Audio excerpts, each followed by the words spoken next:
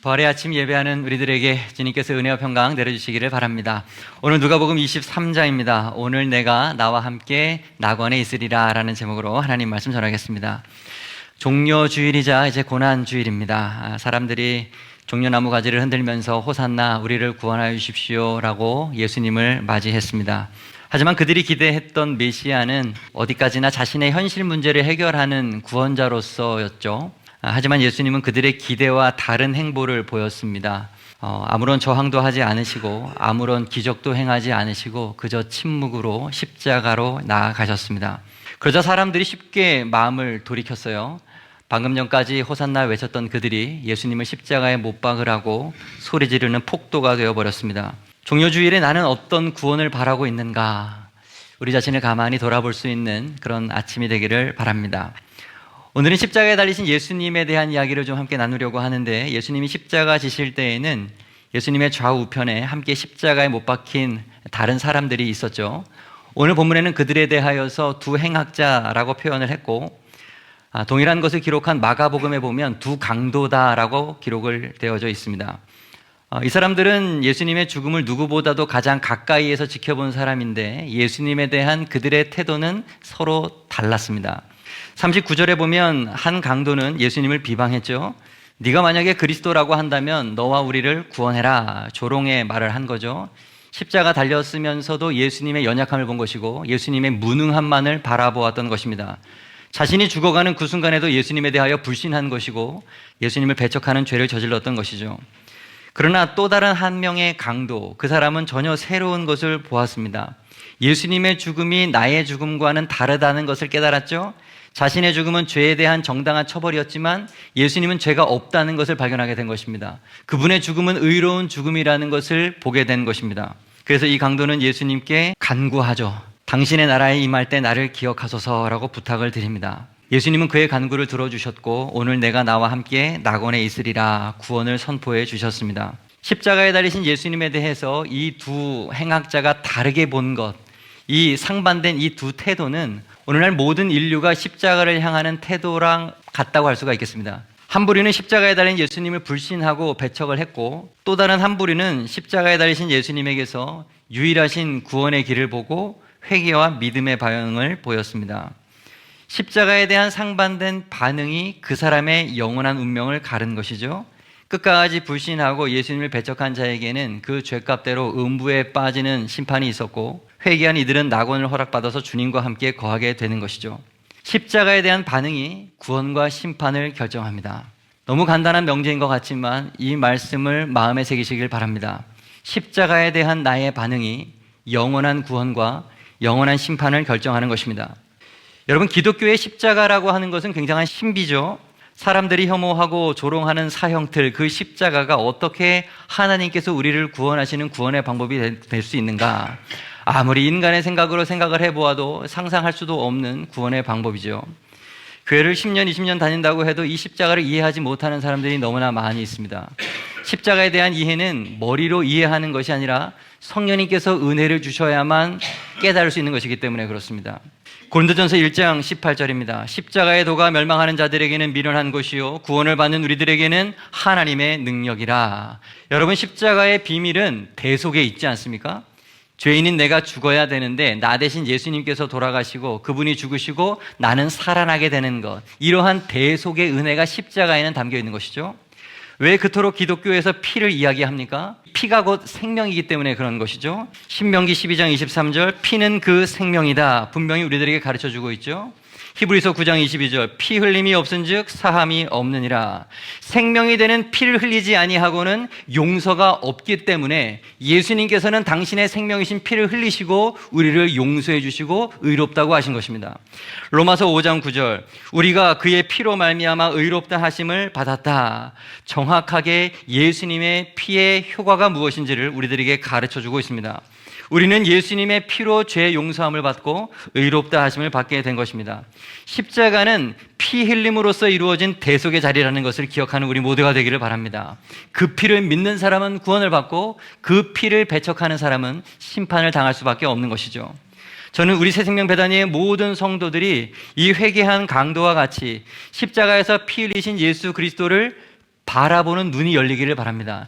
영안의 눈이 열려서 그 피를 보고 그 대속의 은혜를 경험할 수 있기를 간절히 축복합니다. 아직 십자가 지신 예수님을 인격적으로 만나지 못한 분이 이 자리에 앉아 계신다고 한다면 고난주간에 주님을 만나는 축복이 있기를 바랍니다. 아직 주님을 만나지 못했다라고 하는 것은 간절히 주님을 찾지 않아서입니다.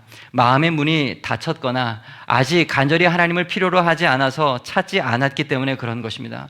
하나님, 정말 내가 당신을 만나고 싶습니다 라는 간절한 마음만 있다면 하나님은 분명 만나 주실 것입니다. 하나님의 자리에서 내가 내려온다면, 그리고 내 마음을 가득 채웠던 세상의 헛된 것들에게서 우리가 마음을 돌이켜서 주님을 바라보고 주님을 찾기만 한다면 우리를 만나 주실 줄로 믿습니다. 하나님을 사모하십시오. 예수님의 은혜를 누구보다도 경험하는 우리 모두가 되어야 되겠습니다. 다시 본문으로 돌아가서 이 회개한 강도에서 조금 깊이 생각을 해보도록 하죠. 성경은 이 사람에 대해서 여러 가지 정보를 가르쳐 주지 않아요. 그의 이름이 뭔지, 그의 나이가 어떻게 되는지, 무엇 때문에 어떤 제명을 가지고 십자가에 달렸는지를 우리들에게 알려주지 않아요. 다만 이 사람이 지금 십자가형을 받았다라고 하는 그 사실로 우리는 유추할 수 있죠. 이 사람은 뭔가 흉악범일 것이다 라는 거예요. 당시 십자가라고 하는 이 형틀은 반역자나 극악무도한 흉악범들에게만 내려졌던 형벌이었습니다. 이 사람은요, 일평생 죄 지었던 사람인 거예요. 일평생 더럽게 살았던 사람인 것입니다. 떳떳하지 않은 삶을 평생 살았던 사람이었던 것이죠. 게다가 마가복음의 말씀을 보면 십자가에 달렸던 두 강도는 둘 다 함께 옆에 있는 예수님을 비방했다라고 말하고 있어요. 이스라엘 왕 그리스도가 지금 십자가에서 내려와 우리가 보고 믿게 할지어다 하며 함께 십자가에 못 박힌 자들도 예수를 욕하더라. 우리가 잘 알고 있는 회개한 이 강도마저도 처음에 사형을 언도받고 십자가에 처음 달렸을 때에는 예수님을 비방했다는 거예요. 함께 예수님께 욕을 퍼부었다는 것입니다. 그런데 십자가에 달려서 시간이 지나고 죽음의 시간이 임박해 오니까 마지막 순간에 이르렀을 때에 비로소 그의 눈이 떠지고 예수님을 주님으로 보기 시작했다는 것입니다. 십자가 위에서 그는 죽어가고 있었죠. 살 시간이 이제 얼마 남지 않은 그 시점이었습니다. 십자가에 매달린 이상 다시는 절대로 살아서 그 밑을 내려올 수가 없는 거 아닙니까? 죽음의 그림자가 그의 앞에 들이우고 있는 상황이었습니다. 지옥에 떨어지기 직전이죠. 마귀가 지옥문 앞에서 두 팔 벌려서 이 영혼을 맞이하기 직전이었을 것입니다. 어떤 기대도 할 수 없는 그러한 순간 가운데 그에게 무슨 일이 일어납니까? 처음에 예수님을 욕했던 그 사람이 전혀 다른 태도로 갑자기 바뀌기 시작했습니다. 41절, 우리가 행한 일에 상당한 보응을 받는 것이니 이에 당연하거니와 이 사람이 행한 것은 옳지 않은 것이 없느니라. 이 사람이 지금 하는 말을 들어보세요. 자기의 죄를 인정하고 있어요. 그리고 예수님께서는 무죄하시다는 것을 고백하고 있는 것입니다. 그러면서 주님께 간구합니다. 예수여, 당신의 나라에 임할 때 나를 기억하소서. 나의 영혼을 살펴달라고 구하고 있어요. 내 죄를 용서해달라고 말을 하고 있고 그 이후의 세상에서 자기를 기억해달라고 간절히 부탁을 드리고 있는 것입니다. 예수님은 이의 간구를 들어주셨고 응답을 하셨습니다. 내가 진실로 내게 이르노니 오늘 내가 나와 함께 낙원에 있으리라. 너의 모든 죄가 사하여졌다.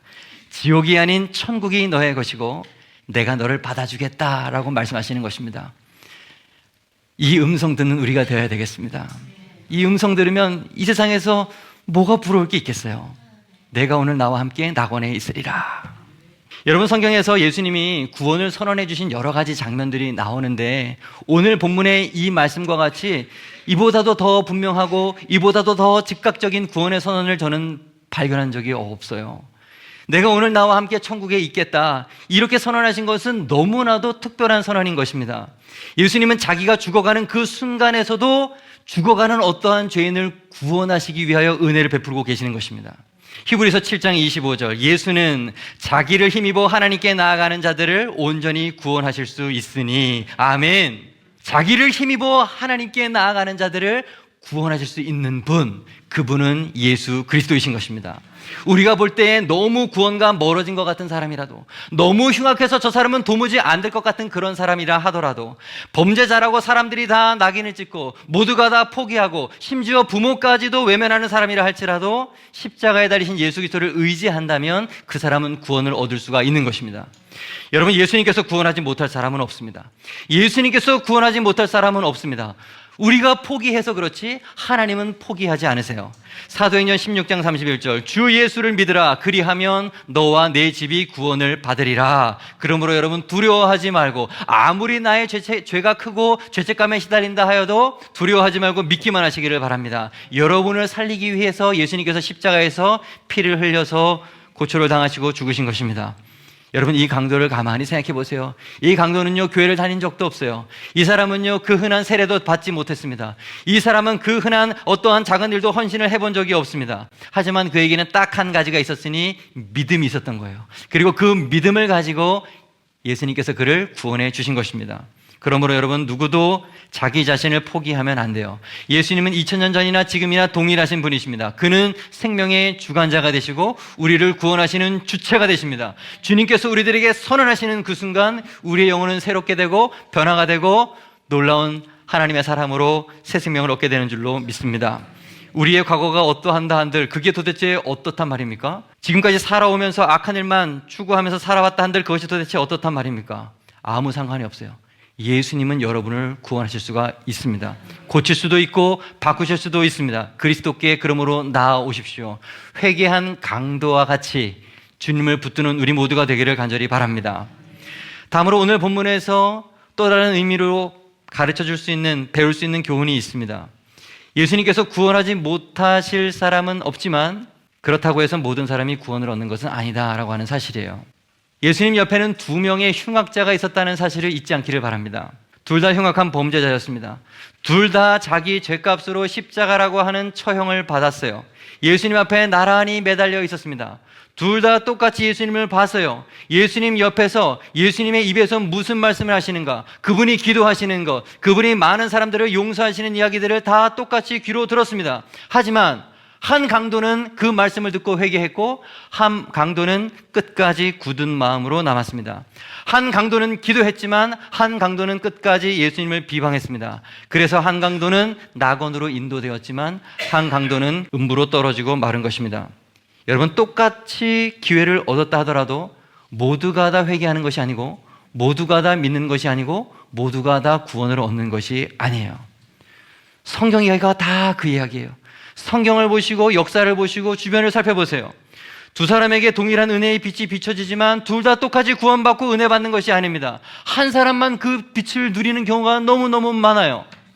성경에서 아주 유명한 인물 사울과 다윗을 우리는 잘 알고 있죠. 사무엘이라고 하는 훌륭한 선지자 밑에서 똑같이 동시대를 살았던 사람들입니다. 그러나 한 사람은 구원을 받았고 위대한 왕이 되었고 한 명은 우리가 그토록 안타깝게 여기는 비참한 인생으로 생을 일찍 마감해버리고 만 거 아닙니까? 실로 성소에서 함께 살았던 엘리의 아들들과 그리고 사무엘 선지자도 생각해 보시기 바랍니다. 동시대에 살았고 심지어 한 집에 한 성소에서 한 하나님을 믿으면서 같이 살았어요. 선지자로 똑같이 부름을 받았습니다. 하지만 한 사람은 끝까지 사명을 감당하면서 놀라운 하나님의 일꾼으로 쓰임을 받았고 나머지는 비참하게 생을 마감해버리고 말았던 것입니다. 구브로의 총독 서기오 바울, 고린도의 총독 갈리오를 또한 생각해 보시기를 바랍니다. 이들은 동시대의 사람이에요. 똑같이 로마 제국의 총독이었습니다. 똑같이 사도 바울의 그 귀한 음성을 들었어요. 사도 바울의 설교를 들었다니까요. 하지만 한 사람, 서기오 바울은 그 말에 귀를 기울였습니다. 사도 바울을 청해가지고 진리를 탐구했어요. 결국 그는 예수를 믿는 사람이 되었습니다. 하지만 또 다른 사람, 갈리오, 그 사람은 복음에 관심이 없었어요. 진리에 무관심했어요. 거기까지였어요. 복음을 들은 것으로 끝났고 그의 인생은 멸망이었습니다. 우리의 주변도 돌아보십시오. 두 아이가 똑같이 한 교회에서 똑같은 설교 듣고 같은 환경 속에서 같이 자란 것 같은데 이상합니다. 한 명은 교회에 남아있는데 한 명은 사라졌어요. 한 명은 눈에 보이지 않아요. 두 사람이 똑같이 교회에 등록을 했는데 한 사람은 예배를 드릴 때마다 은혜를 받고 한 사람은 예배를 드리는 일을 지루해하고 어느 날부터 보이지를 않아요. 디모데전서 2장 4절. 하나님은 모든 사람이 구원을 받으며 진리를 아는 데 이르기를 원하시느니라. 하나님은 모든 사람을 사랑하시죠. 모두가 구원을 얻기를 원하시죠. 맞아요. 그러나 모두가 구원을 얻는 것은 아니에요. 하나님은 모두를 사랑하시지만 모두가 그 사랑에 선하게 응답하는 것은 아니란 말이에요. 거절하는 사람이 있습니다. 게으른 사람이 있습니다. 성실한 것 같으나 가짜 성도가 있습니다. 마태복음 22장이 있다는 것을 잊지 마십시오. 청함을 받은 자는 많되 택함을 입은 자는 적으니라. 모든 사람이 구원을 얻는 것은 아닙니다. 혹시 오늘 본문을 대하면서 그러면 나도 이 회개한 강도처럼 죽기 직전에 예수님을 믿으면 되겠다라고 지혜롭게 생각하는 분이 계실지 모르겠습니다. 그러나 여러분, 그것은 아주 위험한 도박입니다. 우리가 어떤 순간에 언제 어떠한 모습으로 임종을 맞게 될지 우리가 어떻게 확신할 수가 있겠습니까? 임종하는 순간 나의 의지로 예수 그리스도를 고백할 것이다, 내가 주님을 믿을 것이다, 구원을 얻을 것이다. 도대체 그러한 믿음은 어디에서 오는 것입니까? 그것만큼 교만한 생각이 없고 그것만큼 어리석은 생각이 없는 것이죠. 회개라고 하는 것은, 믿음이라고 하는 것은, 그래서 얻는 구원이라고 하는 것은 우리 인간의 의지와 노력으로 주어지는 것이 절대로 아니에요. 하나님께서 거저주시는 선물입니다. 하나님께서 허락하셔야만 얻는 것이 믿음이요 구원인데 어찌 그것을 내가 죽기 전에 얄팍한 머리를 굴려서 그때 구원을 얻겠다고 생각을 하는 것입니까? 에베소서 2장 8절. 너희는 그 은혜에 의하여 믿음으로 말미암아 구원을 받았으니 이것은 너희에게 난 것이 아니요 하나님의 선물이라. 회개한 강도는 마지막 순간에 하나님께서 믿음의 선물을 주셨기 때문에 예수님을 하나님의 아들로 보고 믿고 회개할 수 있었던 것입니다. 그러면 여러분들에게 간절히 간곡하게 정중히 부탁드립니다. 구원과 관련된 것은 뒤로 미루면 안 돼요. 구원과 관련된 일은, 은혜를 받는 일에 대해서는 게으름을 피워서는 안 됩니다. 내 죄가 해결되지 않았다는 것을 뻔히 알면서, 내 믿음이 온전하지 않다는 것을 뻔히 알면서 은혜 받는 것을 뒤로 미루지 마십시오. 스스로를 속이지 마십시오. 언제든지 내가 원할 때에 하나님께로 돌아갈 수 있다라고 하는 마귀의 속삭임에 넘어가지 마세요. 여러분의 생각이 아니라 그건 마귀가 주는 생각이에요. 내일 믿어라, 내일 기도해라, 내일 뜨겁게 신앙생활해라. 마귀가 주는 속삭입니다. 내가 죽기 직전에 오늘 본문의 회개한 강도와 같이 될 수 있을 것이라고 하는 생각, 포도원 비유에서 제일 마지막에 11시에 들어가서 하루치 한 데나리온을 모두 받았던 그 럭키한 일꾼이 내가 될 거라고 하는 망상, 그러한 착각에서 벗어나시기를 바랍니다. 예수님 옆에는 구원받은 회개한 강도도 있었지만 또 다른 강도가 있었다는 사실을 기억해야 합니다. 지금 여러분의 마음에 하나님의 감동과 음성이 들려주고 있다면 그 은혜를 붙잡으십시오. 기도하고 싶은 마음이 들 때 기도하셔야 하고, 예배드리고 싶을 때 예배해야 합니다. 어떤 성령의 감동이시든지 순종을 하십시오. 바로 오늘 우리가 은혜 받아야 될 때이기 때문에 감동을 주신 것입니다. 고린도후서 6장 2절. 이르시되 내가 은혜 베풀 때 너에게 듣고 구원의 날에 너를 도왔다 하셨으니 보라 지금은 은혜 받을 만한 때요, 보라 지금은 구원의 날이로다. 아멘. 지금입니다. 지금이 중요합니다. 미루지 마시고 오늘 시작하십시오. 마지막으로 한 절만 더 보죠. 43절 한 단어에 주목하기를 원합니다. 예수께서 이르시되 내가 진실로 내게 이르노니 오늘 내가 나와 함께 낙원에 있으리라 하시니라. 예수님께서 이 회개한 강도에게 오늘이라고 하는 단어를 썼다는 데 주목하십시오. 여러분, 우리도 마찬가지입니다. 그날은 멀리 있는 것이 아닙니다. 바로 오늘, 우리와 매우 가까이 있어요. 그 오늘이라고 하는 때, 그 시점 이후에는 사람이 둘로 나뉠 수밖에 없어요. 그리스도와 가까이 있거나 마귀와 가까이 있거나, 낙원에 아브라함의 품에 주님과 함께 있거나, 음부에서 뜨거운 불길 가운데 고통을 받거나, 기쁨의 감격이거나 절망스러운 애통이거나, 어쨌든 그날 이후에 우리의 삶은 반드시 나뉠 수밖에 없습니다. 그날은 그런데 가까이 있습니다. 다윗의 고백에 귀를 기울여야 합니다. 나와 죽음의 사이는 한 걸음뿐이니라. 나와 죽음의 사이는 한 걸음뿐이니라. 늘 죽음을 생각했다는 것이죠. 언제 하나님께서 내 생을 마감하실지 모른다는 그러한 두렵고 떨리는 마음으로 오늘을 성실하게 살았다는 것을 우리가 알 수가 있습니다. 하나님께서 우리에게 지혜를 주셔서 마지막을 기억하고 준비하는 우리가 되기를 간절히 바랍니다. 우리에게 우리날 계수함을 가르치사 지혜로운 마음을 얻게 하소서. 사랑하고 아끼는 사람을 먼저 천국으로 떠나보낸 분이 계실 것입니다. 장례를 치르고 땅에 고인을 모시고 집으로 돌아올 때에 빈방에 남겨진 그 사람의 흔적을 볼 때 느껴지는 공허함은 이루 말할 수가 없는 슬픔이죠. 인생에서 가장 힘든 시간들이 그 시간들이죠. 하지만 우리 믿는 사람들은 그 이후에 영원의 시간이 있다는 것을 믿는 사람들입니다. 그 순간 우리는 참으로 슬프지만 부름받은 그분은 가장 기쁘고 환희의 순간을 누리고 계실 거예요. 주님 품에 안겨서 그 누가 줄 수 없는 위로를 얻고 있을 것이기 때문에 그렇습니다. 우리는 고통스럽지만 그분은 참 자유를 느끼는 순간이 임종의 순간인 것이죠. 우리가 가장 힘들어할 때 우리의 사랑하는 사람은 주님의 품에 안겨 있다는 사실을 우리는 기억해야 합니다. 이틀 전에 금요 기도회에서도 말씀을 드렸습니다. 사도 바울이 자신의 죽음에 대해서 유언과 같은 디모데 후서를 쓸 때에 자신의 죽음을 마치 군대에 들어갔던 군인이 전쟁이 다 끝나서 고향으로 돌아가는 것으로 이제 비유해서 설명을 한 적이 있습니다.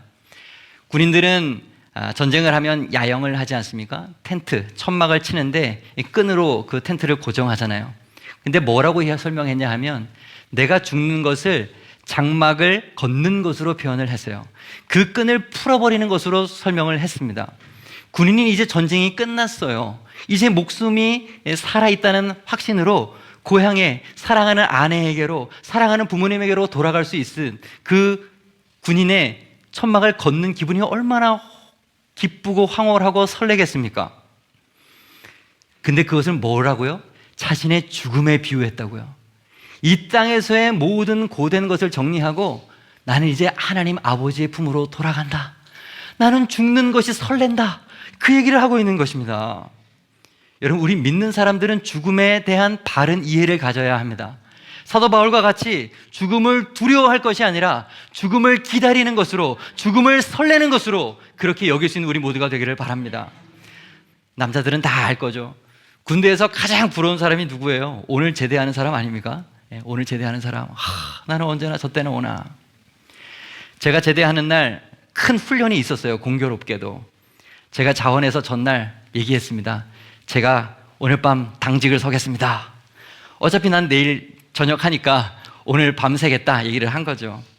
시간이 지나고 아침이 왔습니다. 비상 사이렌이 울리고 다들 그냥 위장 크림을 얼굴에 시커멓게 바르고 윙 소리와 함께 그냥 바깥으로 뛰어나가는데 저는 저녁 신고를 하고 유유히 웃으면서 손을 흔들었습니다. 난 간다. 고생해라. 얼마나 저를 부럽게 바라보는지요. 저는 그때 깨달았습니다. 저녁은 굉장히 아름다운 것이구나. 저녁은 아름다운 거예요. 다시 돌아가고 싶지 않습니다. 이 땅을 살아가는 것은 마치 군대 생활과 똑같은 것이고 우리가 죽는 것은 마치 저녁과 같은 것입니다. 죽음은 아름다운 것입니다. 죽음은 설레는 것이고 기다려야 되는 것입니다. 가장 행복한 순간이 그 순간이라는 것을 깨닫는 영적인 눈이 열리기를 간절히 소망합니다. 요한계시록 21장 모든 눈물을 그 눈에서 닦아주시니 다시는 사망이 없고 애통하는 것이나 곡하는 것이나 아픈 것이 다시 있지 아니하리니 처음 것들이 다 지나갔음이러라. 한번 제대하면 다시 군대에 돌아가는 법이 없죠. 천국에 들어가신 분, 그분은 그 좋은 나라를 벗어나서 다시 우리들에게 돌아오실 일은 없습니다. 그분들을 걱정할 필요 없어요. 문제는 나지. 우리를 걱정해야지 그분들을 걱정할 필요는 없습니다. 주님은 강도에게 그런데 그 날을 오늘이라고 말씀하셨다고요. 그날은 우리와 가까이 있습니다. 죽음은 멀리 있지 않습니다. 그날은 우리의 영원히 시작이 되는 날입니다. 영원한 나라, 그 나라를 사모할 수 있기를 바랍니다. 말씀 정리하겠습니다. 오늘 내가 나와 함께 낙원에 있으리라. 첫째, 십자가에 대한 반응이 나의 구원과 심판을 결정하는 것입니다. 예수님께서 구원하지 못할 사람은 없습니다. 그러나 그렇다고 해서 모든 사람이 다 구원을 얻는 것은 아닙니다. 네 번째, 죽음은 멀리 있지 않습니다. 그날은 우리의 영원히 시작이 되는 날입니다. 그 나라를 사모하는 이 땅에서의 저녁을 꿈꾸는 우리가 되기를 간절히 바랍니다. 기도하겠습니다.